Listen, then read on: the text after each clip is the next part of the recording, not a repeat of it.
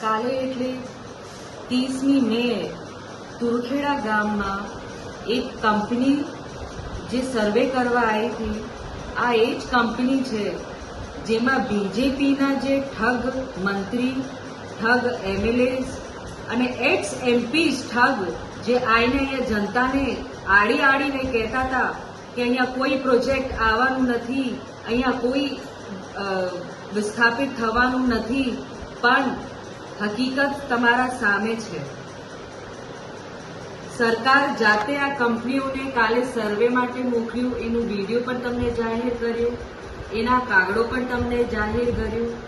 તો હું જનતાને કહેવા માંગુ છું, યાદ છે અમે કહેતા હતા કે જૂઠ બોલે કૌવા કાટે, અને આ ઠગ મંત્રીઓ આવીને તમને જે વાદો કરેલો એ બધું ખોટું નીકળ્યું. તો આ ભૂલ થતા આપણાથી રહી ગઈ. અગર એ લોકો તમે એમને જીતાડી દેતા તો આજે તમારું ઘર તોડી નાખતા. પણ તમે અમને સહકાર આપ્યું, અમને મોકો આપ્યું, અને પાછું તો પણ આ હિંમત કરીને સરકાર હવે તેમની ખીચ કાઢવા માટે એમના કંપનીઓને સર્વે માટે મોકલે છે, ખાણ ખનીજ માટે મોકલે છે, હાઇડ્રો પ્રોજેક્ટ માટે મોકલે છે. ના ત્યાંના ગ્રામજનોના જે ચૂંટાયેલા સભ્યો છે એને માન આપે છે. તો આના વિરુદ્ધ આપણે કાયદેસરની એક કાર્યવાહી કરવાની છે. આ ગેરકાયદેસર જે અંદર આ કંપનીઓ જાય છે અને ગામડાઓને હેરાન કરે છે અને એમને નુકસાન કરે છે, એના વિરુદ્ધમાં આપણે બધાને અવાજ ઉઠાવવાની છે અને આગળ આપણે આના વિશે લડત આપવાની છે.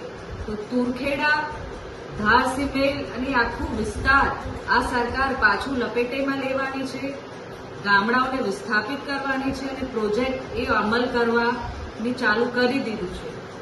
તો હું સરકારને કહેવા માંગુ છું કે અમારા આદિવાસીઓની તમે જમીન છીનવાનું બંધ કરો, આ પ્રોજેક્ટો બંધ કરો. આ પ્રોજેક્ટો ફક્ત તમે ઉદ્યોગપતિને ફાયદો પહોંચાડવા માટે કરો છો. આ કોઈ આમ જનતાને ફાયદો થવાનું નથી ને અમારા આદિવાસી સમાજને આ ફાયદો થવાનો છે.